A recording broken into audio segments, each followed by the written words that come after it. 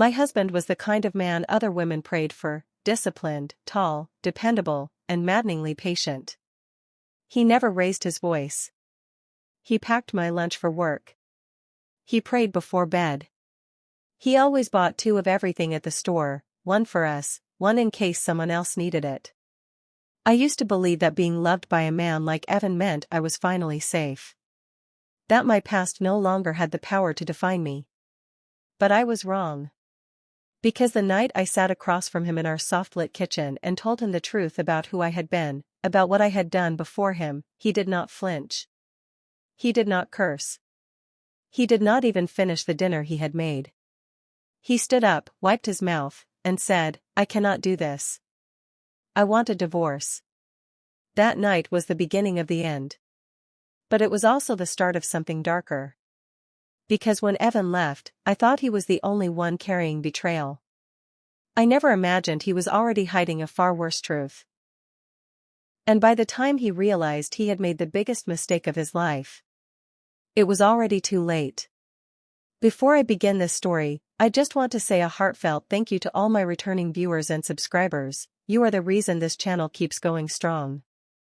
And to every new viewer just tuning in, I see you. Please do not forget to hit that subscribe button. It is the fuel that keeps me telling real, raw, unforgettable stories like this one. And once you hear this chapter, I would love to read your thoughts in the comments below. Let us get into it. My name is Claire Thompson. I am a 38-year-old white woman from Texas, born and raised in a conservative home, and for the most part, I lived like I had something to prove. By the time I met Evan, I was already someone with a carefully rewritten history, cleaned up, cropped, and polished like a resume meant to impress, not expose. Evan and I had been married for almost 6 years. He was a youth pastor at our local church and ran a nonprofit that helped inner-city kids find work. He was everything my father had wished I would marry, everything I wished I had waited for.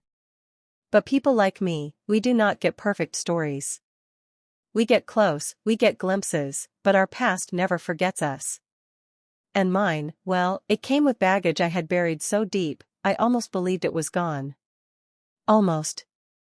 It started with guilt. Not pressure, not suspicion. Just guilt. One Sunday evening after service, I looked at Evan as he washed the dishes and something inside me cracked. I told him I needed to talk. We sat down in the kitchen. The lights were warm. The air was quiet. I remember thinking that if he looked at me the way he usually did, soft eyes, calm smile, then maybe it would be okay. I told him that before I met him, I had lived differently. That during my early 20s, I had been with men for the wrong reasons. For money. For protection. For survival. I told him about the escort job I worked for a year when college tuition and homelessness left me no other choice. I told him everything, not to hurt him, but because I wanted our love to have no lies in it. He just sat there. Then, without looking up, he said, "You should have told me before I married you." That night, he slept in the guest room. By Friday, the divorce papers were in a manila envelope on the kitchen counter. People talk about divorce like it is an ending. It is not. It is a tearing, a slow, merciless unraveling of everything you called home. He did not yell. He did not shame me publicly. He simply removed himself. At church, I became the woman who ruined her perfect husband. Our friends stopped calling. My mother said I should have kept it to myself. That he did not need to know. That truth is not always a virtue. That I had stabbed a man who only loved me. I moved into a small one-bedroom apartment. Got a job at a local floral shop. I learned how to live without the soft touch of love beside me. I learned how to eat alone. Sleep alone. Be alone. But what hurt more than the silence was knowing that I had told the truth, and it cost me everything. 2 months after our divorce was finalized, I saw Evan again. He showed up at my job with a sad bouquet of half-wilted roses and shame in his eyes. He said he made a mistake. That he could not stop thinking about me. That he had overreacted. But something in his face was off. He looked tired. Nervous. Like there was something behind his eyes that even he did not want to face. At first, I wanted to forgive him. I wanted to fall back into that fantasy where truth could rebuild us. But something kept me guarded. And then came the second twist. Because what Evan had done during our divorce was not just move on. He had started seeing someone else. Someone from the church. And there was more, far more, that he had hidden, even while I was being honest. They say time heals everything, but time is not a doctor. It is more like a witness, watching everything decay quietly, reminding you of what was and what will never be again. When Evan came back into my life 2 months after he divorced me, he was not the same man I remembered. The firm confidence in his voice was gone. He stuttered when he spoke. His eyes darted around the room like they were chasing ghosts. And the way he said my name, Claire, it carried a weight I had never heard before. Not guilt. Not love. Something else. Something deeper. But I played along. I smiled. I listened. I let him talk. He said he had made a mistake.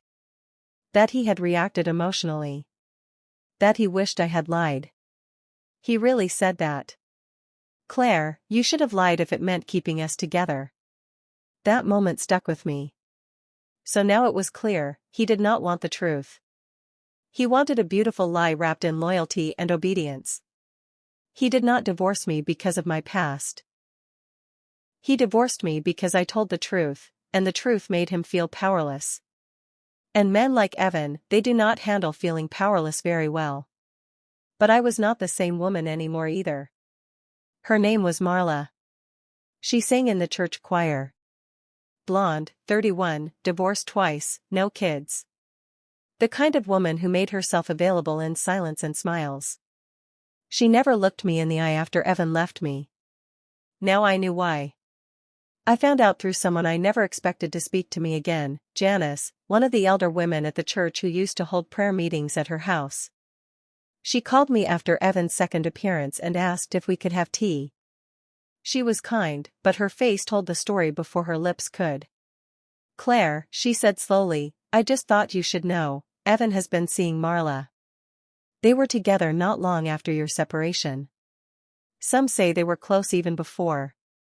I sat there frozen. Everything inside me wanted to deny it. I wanted to believe that Evan was too principled. Too good. Too honorable. But the truth is, Evan never came back because he missed me.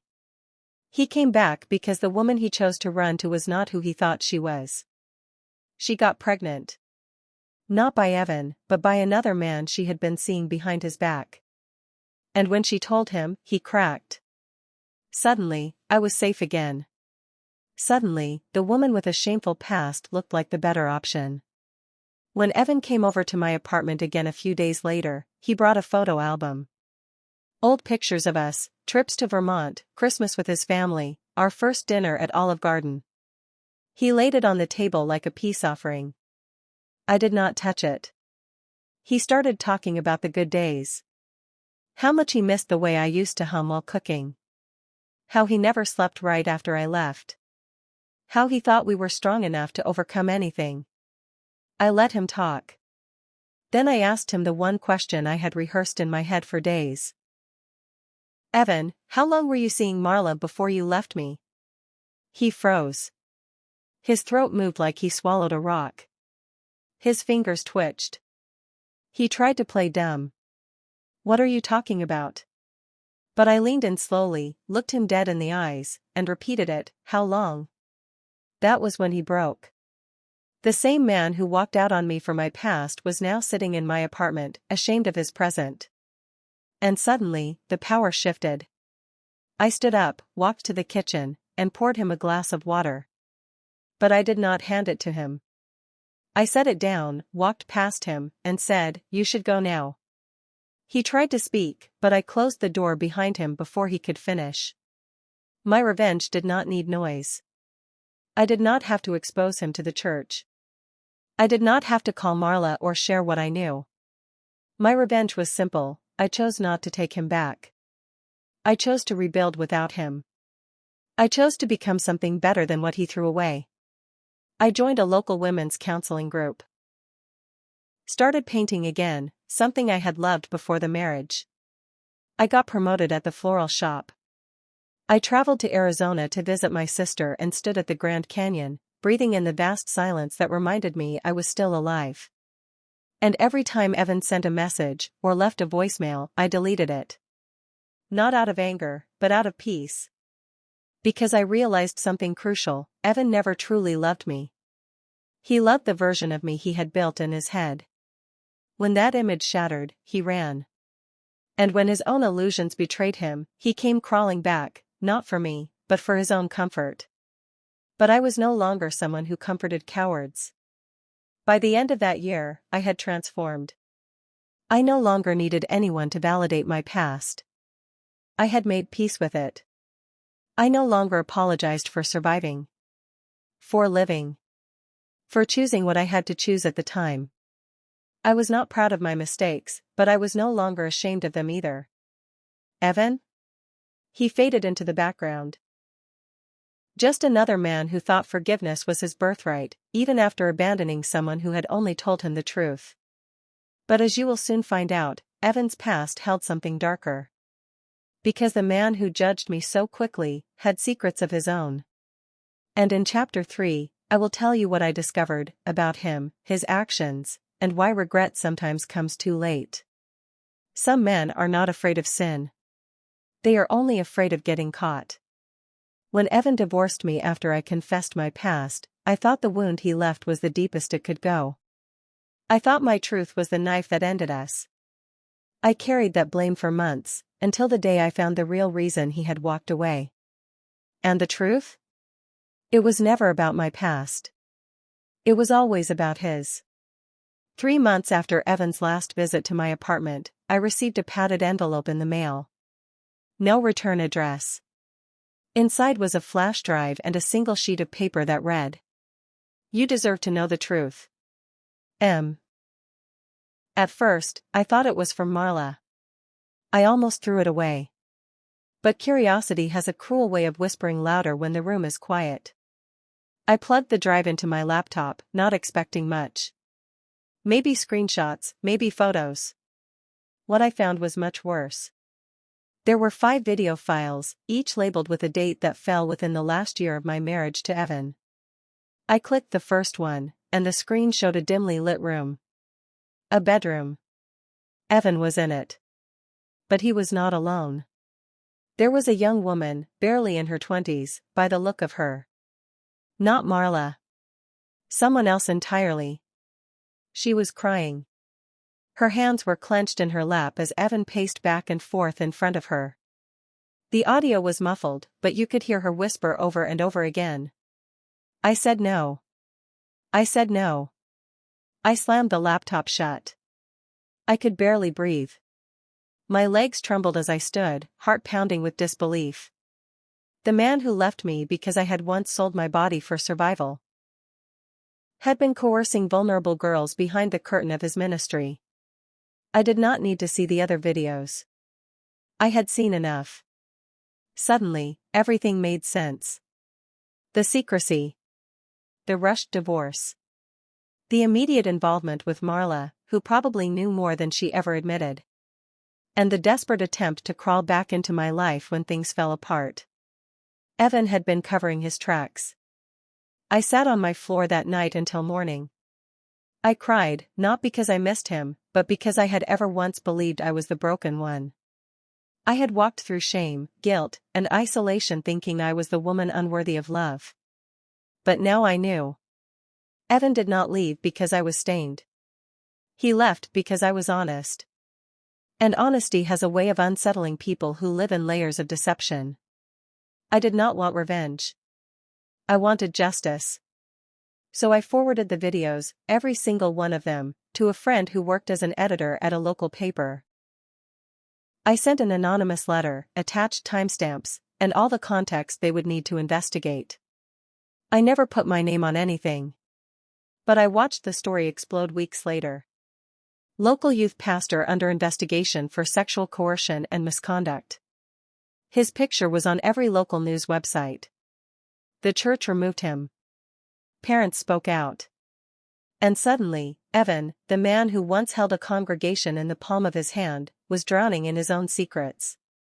I never spoke to him again. The thing about truth is that it always finds its way to the surface, even if you try to bury it in holy language and good deeds. For the first time in a long time, I felt peace. Not joy. Not triumph. But peace, the kind that settles in your bones when you finally stop carrying what was never yours to hold.